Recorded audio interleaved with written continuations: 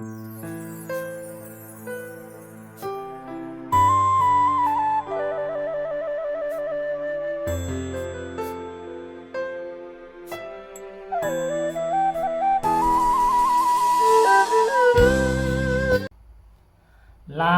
สุดทางห้องอัดได้ปล่อย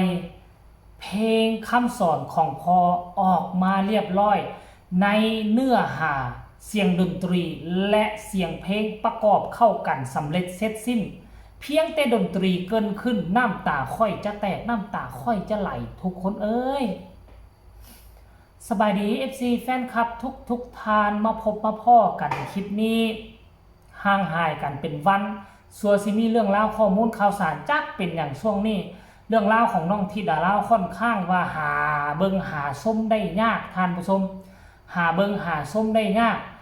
บางครั้งกับคลิปวิดีโอตั้งแต่ 2-3 มื้อหลังหาก็เอามาปล่อยลงมื้อนี้มันก็เลยเฮ็ดให้การล่าซ่าของFC แฟนคลับของท่านผู้ชมไปตามๆกันเนาะบางครั้งสิ่งที่เฮาเคลื่อนไหวหลายมื้อและ FC แฟนคลับฮู้แล้วว่าเฮาเคลื่อนไหวมามื้อ2มื้อแล้วเฮาหามาปล่อยลงนี่คนก็บ่ให้ความสนใจพอปานใดได้ทุกคนเนาะแต่ว่าถึงจังใดก็ตามรอมาเป็นวันในที่สุดค่อยก็เห็นแล้วทุกคนเอ้ยในที่สุดก็เห็นแล้วซึ่งเป็นคลิปใหม่เลยเป็นคลิปใหม่จากห้องอัดท่านผู้ชมของอาจารย์โนชานนท์ซึ่งก่อนหน้านี้พวกเฮาก็ฮู้แล้วล่ะน้องธิดาเล่าไปเข้าห้องอัดกับซิด PK ไอเคศรีวิไลนั่นแหละของเพลงของซิด PK กับผัวจะตัวอ้ายแล้วก็เพลงของน้องธิดาเล่ากับคำสอนของพ่อตอนนั้นนะขนาดดนตรียังบ่ครบจบสมบูรณ์เทื่อเนาะมีเพียงแต่ดนตรีกลองธรรมดาซื่อๆซัดใส่กันมันก็ยังเฮ็ดให้แฟนๆในน้ำตาแตกน้ำตาไหลโดยเฉพาะแม่เจี๊ยบเนาะซึ่งเป็นแม่คนหนึ่งของธิดาเล่าก็ยังน้ำตาแตกน้ำตาไหลหลังจากแค่ได้ฟังเรียกน้ำจิ้มแต่พวกเจ้าฮู้บ่ตอนนี้นะก็ใช้เวลาหลายมื้อเติบ ตอนนี้นี่คือว่าเสียงดนตรีกีตาร์กลองครบสุดเบสเบิดวาดมีทั้งซอมีทั้งแซ่บ่มีทั้งพอกทั้งพินบ่บวกผสมประสานเข้ากันคือพร้อมที่จะโหลดเรียบร้อยแล้วพร้อมที่จะอัดออกมาเป็นสุดหนึ่งแล้วเป็นเซตออกมาแล้วอาจารย์โนชานนท์ก็เลยอัดน้อยนึงเนาะบันทึกเอาน้อยนึงมาปล่อยให้กับบรรดาแฟนๆได้รับชมน้อยนึงเพื่อเรียกน้ำจิ้มเพื่อจะส่งตัวนี้ให้พอผู้ศิวิไลฟังอีกเทื่อนึงขั้นท่ากรณีว่าเอาตามนี่แหละถึกอกถึกใจบ่มีอีหยังเพิ่มเติมแล้วอาจารย์โนชานนท์ก็จะได้บันทึกตัวนี้เป็นเซตหนึ่งสำเร็จเสร็จสิ้นท่านผู้ชมแต่ว่าพวกเจ้าฮู้บ่เพลงมันจะดังนี่มันเป็นแบบนี้เด้ท่านผู้ชมเพียงแต่เฮาเปิดขึ้นศิลปินบ่ทันห้องเสียงดนตรีมันน่ะก็เฮ็ดให้คนอ่อนซ้อนไปนำกันแล้วเฮ็ดให้คนอ่อนซ้อนเฮ็ดให้คนหลงไหลที่ผ่านมาค่อยเคยฟังเพลงแบบนี้บ่เคยฟังหลายเพลงเลยแหละเพียงแต่เสียงดนตรีของมันยังบ่ทันได้ยินเสียงห้อง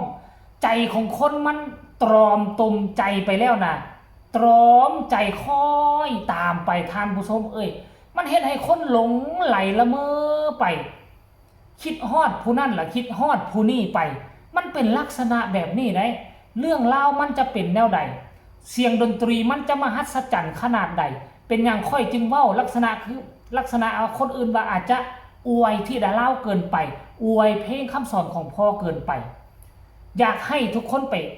ฟังพร้อมๆกันเลยคลิปนี้จากอาจารย์โนชานนท์เป็นผู้ปล่อยลงเองท่านผู้ชมก็คือเสร็จสมบูรณ์และล่อท่าแต่อาจารย์ผู้คอนเฟิร์มแล้วก็บันทึกได้เลยทุกคนไปชมพร้อมกันเลย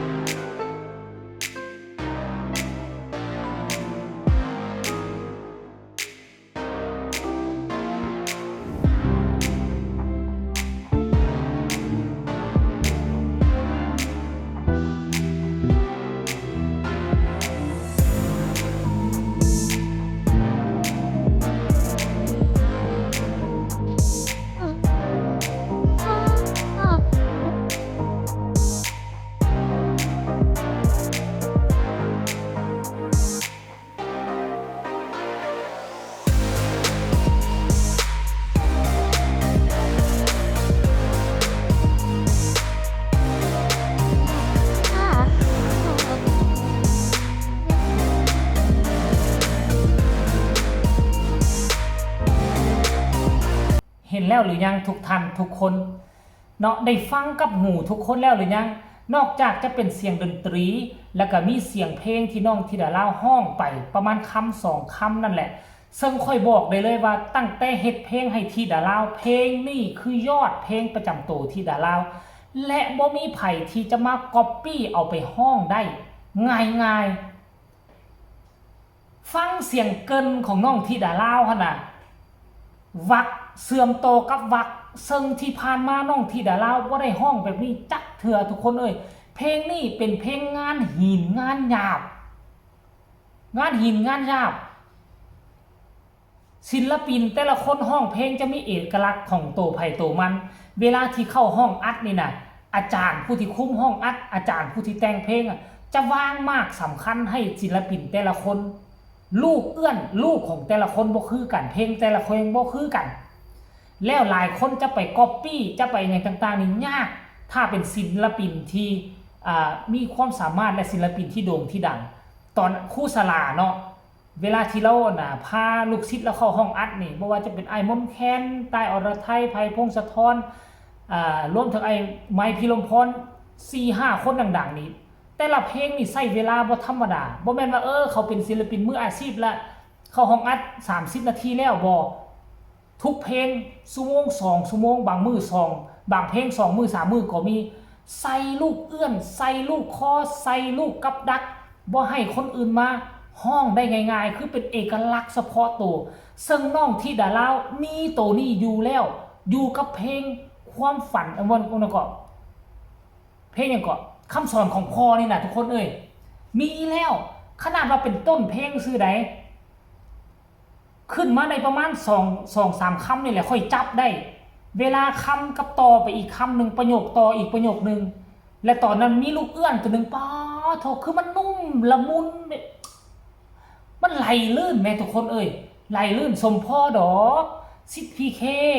กับแม่เจี๊ยบจึงว่าห้องบ่จบดอกฟังบ่จบห้องบ่จบดอกซิพีเคก็บอกว่าเจ้าสิห้องผู้เดียวบ่เจ้าสิบ่ให้ผู้อื่นห้องนำเลยบ่ค่อยก็บ่เข้าใจตอนนั้นซิพีเคเว้าความหมายว่าจังไดบัดค่อยได้มาฟังตัวนี้โอ้ความหมายแม่นแนวนี้ก็คือเพลงนี้มันยากแต่น้องธิดาลาวตอบโจทย์ได้เฮ็ดออกมาได้ดีนั่นหมายความว่าเพลงนี้แหละจะเป็นเพลงเขาว่าอย่างก่อนด้านฮีนแต่อาจจะเป็นเพลงที่ให้น้องธิดาลาวประสบผลสำเร็จอีกเพลงหนึ่งก็เป็นไปได้ท่านผู้ชมเนาะไผจะฮู้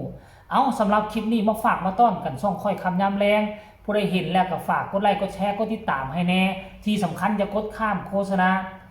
สำหรับคลิปนี้ขอกล่าวคำว่าสบายดี